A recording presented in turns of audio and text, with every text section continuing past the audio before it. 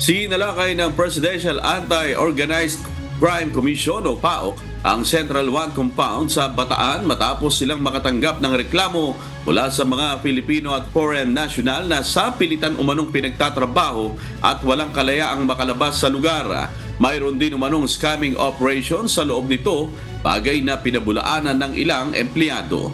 Ayon sa PAOK, ang Central 1 ay isang BPO outsourcing company at walang sapat na permit mula sa Philippine Amusement and Gaming Corporation o PAGCOR, kaya't itinuturing itong iligal. Meron po sa kami natanggap na reklamo ng mga Pilipinos na biktima na po sila ng labor trafficking. So, ngayon meron din pong mga foreign nationals na nandito sa loob na hindi makalabas.